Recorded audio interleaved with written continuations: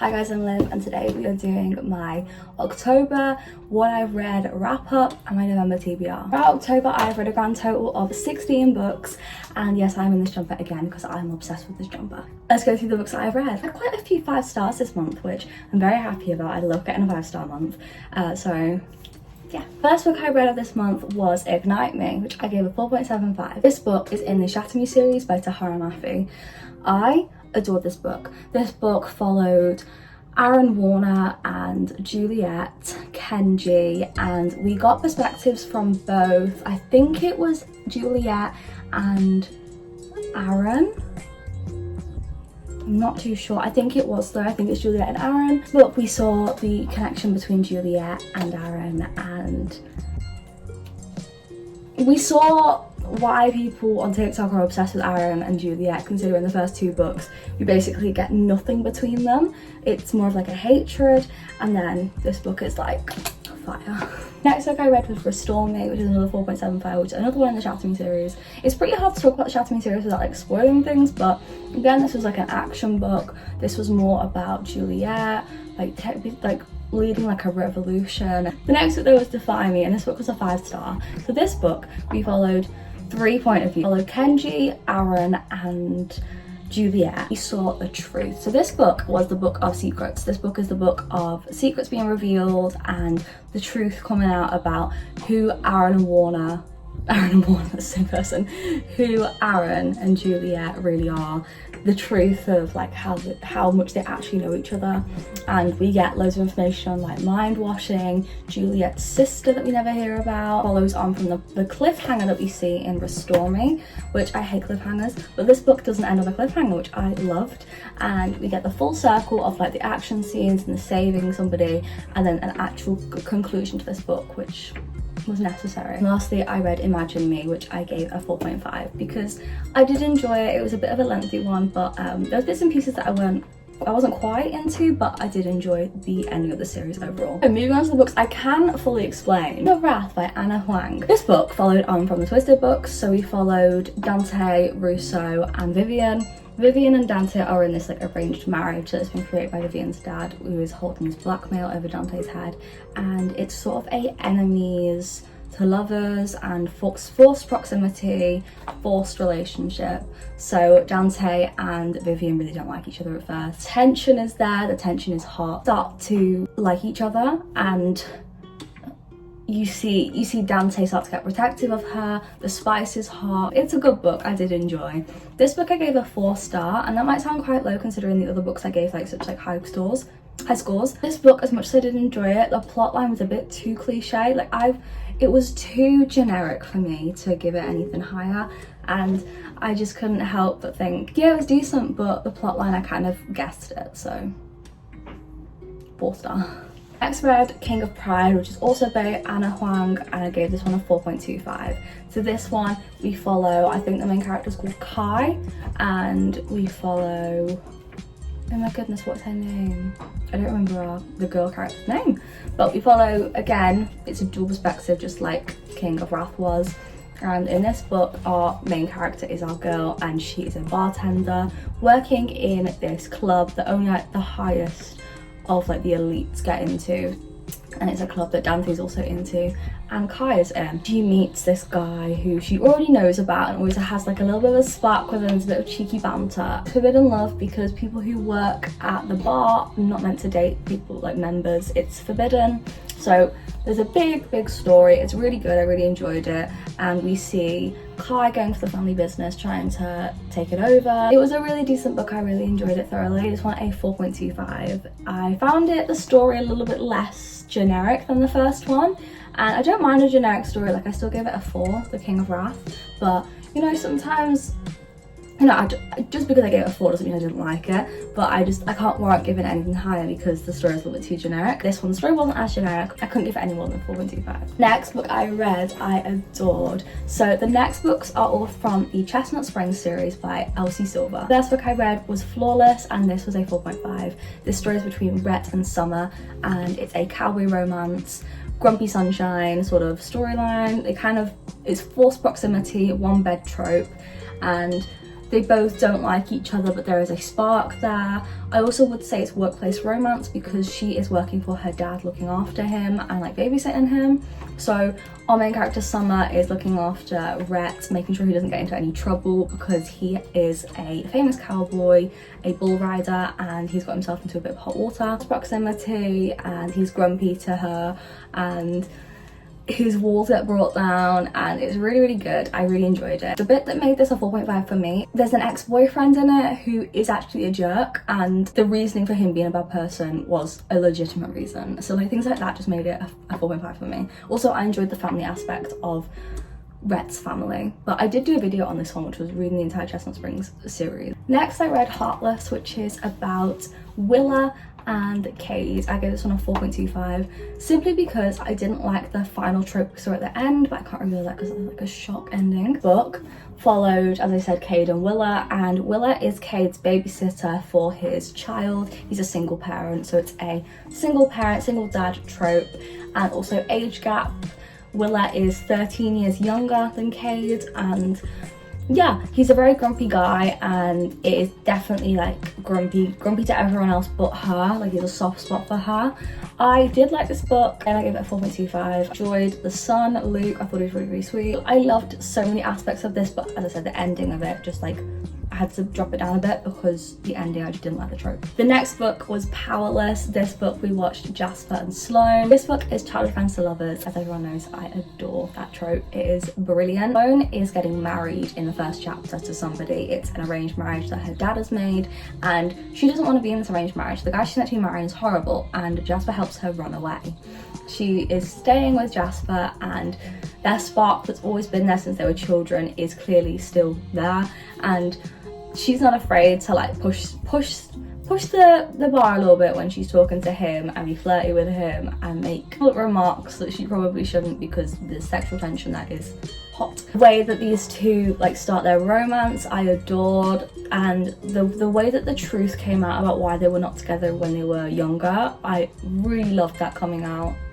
I really loved that there was a reason that they didn't get together sooner. Adored the ending, and the spice scenes were everything. Jasper is one of my favourite guys in the series, and also the relationship with Jasper and Harvey, even though Harvey isn't Jasper's dad and Jasper's like his found, this family to Jasper is like his found family. The relationship with Harvey we get to see so much more of, and the epilogue is solely based on Harvey and Jasper, and I thought that was brilliant. I loved it. The next book was Reckless, and this book I gave a 3.75 because this book has the trope that I despise, and that is unplanned pregnancy. I don't like this trope. I just don't vibe with it. So Powerless is a hockey romance. Forgot to say that. It's a sports romance as well. Reckless, it's unwanted pregnancy, unplanned pregnancy. Bad boy, playboy turned good. Theo and Winter. Winter is Summer's sister, and them two have a one-night stand, and she ends up pregnant with Theo.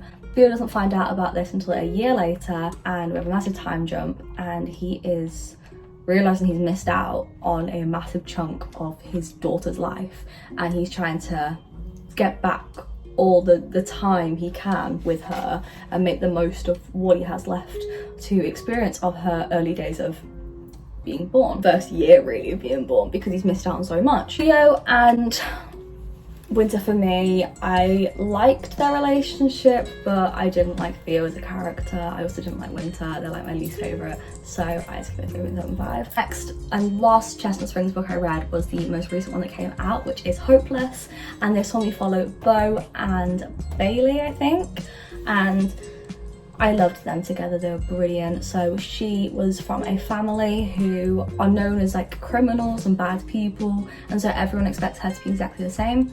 And Beau is ex-military, sort of like that area, so everyone thinks he's just like the golden child. And so them two end up having a fake relationship, a faked engagement, so that everyone will get off Beau's back about moving on and, you know, going on with his life. And also people will take her seriously now that she has the last name of Eaton, because the Eaton boys are like cherished in Chestnut Springs. It's backfired. People start, you know, thinking that she's the one who initiated this relationship and it's her fault. Her brothers, who are bad people, get involved and they want to like make her life even more hell. A big secret comes out about Beau that he's been hiding, comes out and nearly ruins everything. Tension between them two is brilliant. Also, there is a big age gap as well, I just forgot to mention that.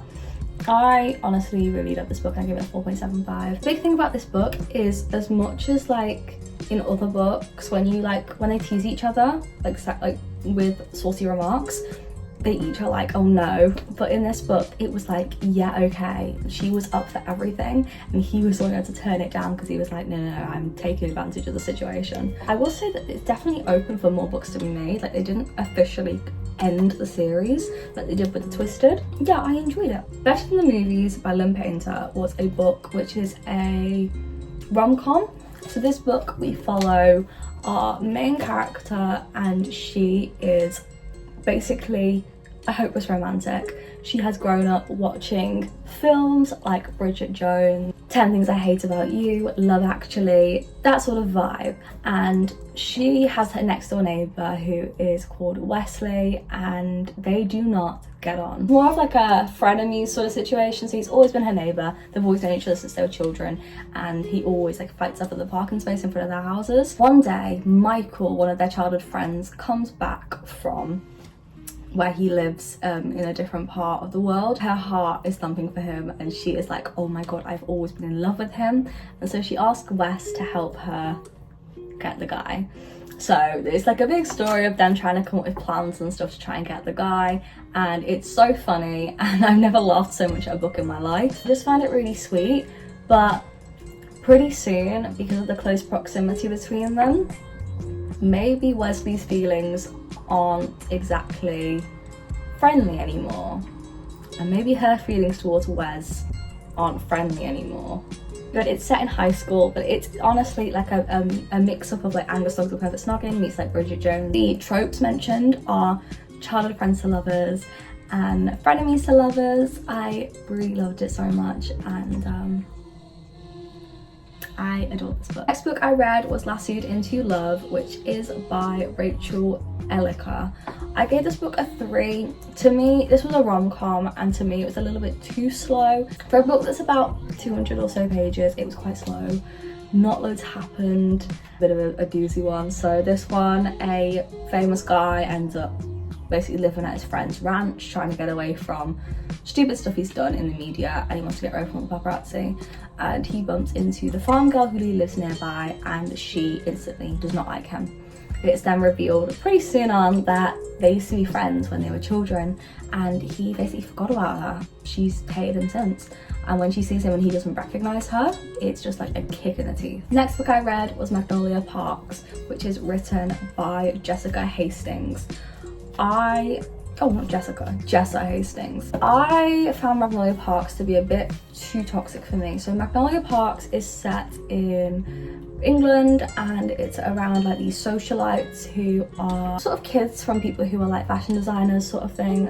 So they're famous and they're known, and they get into trouble a lot. They're constantly paparazzi trying to catch them out. Magnolia and BJ have always had like a spark there between them. They used to date when they were younger. BJ cheated on her when she was younger, when they were in their relationship together, and it ended everything. In this book, BJ is constantly sleeping with other people and trying to get back at Magnolia. Magnolia is constantly getting other boyfriends, trying to get back at BJ, and they want to be together, but they can't trust each other. I hated BJ from the minute I met him, but you're kind of rooting for them to get together for half the book, because it's like, oh, I should be, because it's so obvious they're going to get together.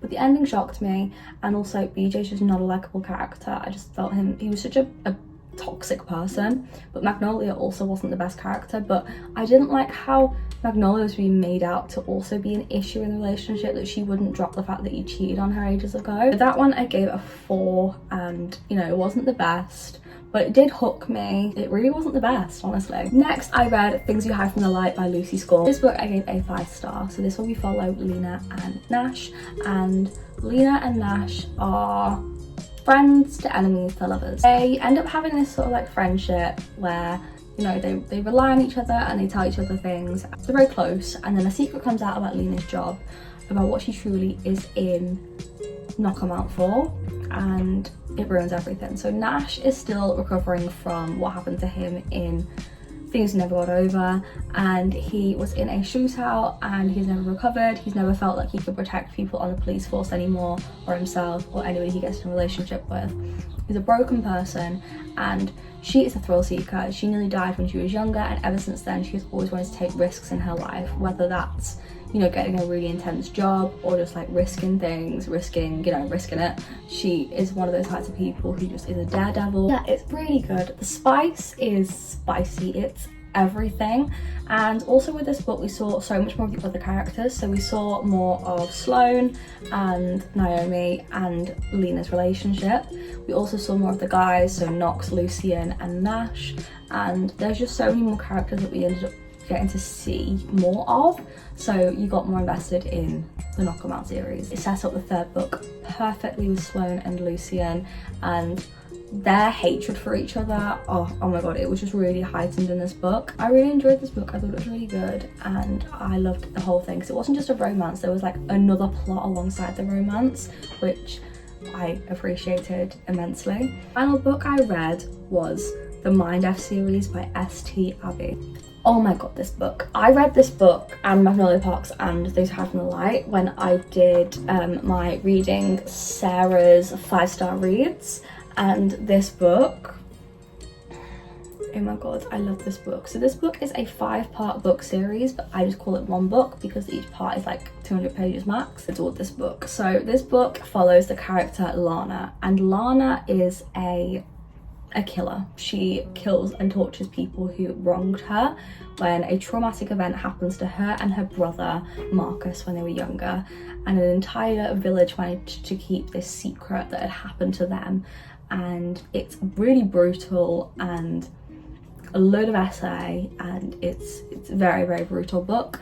And she ends up falling for Logan, who is a FBI worker, and he is on the look for her but doesn't know it's her, and she knows he's on the lookout for her. It's a really good book. We see like the truth of this village, who they are. We see loads and loads of like stories to do with like what happened in this village. We see the truth. It's such an in-depth story that I honestly, like, it was phenomenal. And the way the town is created and explained to us, it's done in such a good way that you like despise the town. You get like creepy cult vibes from it. It's honestly brilliant. I love this series. It's very graphic, but I loved it and I love the ending. And Logan and Lana are everything. I love them together, and Jake is one of my favourite characters. I love him. On to my TBR for November. Those were all the books, guys. I hope you enjoyed, and tell me the books that you have read in October down below. See you guys next time with another video, and subscribe to all that stuff, and bye.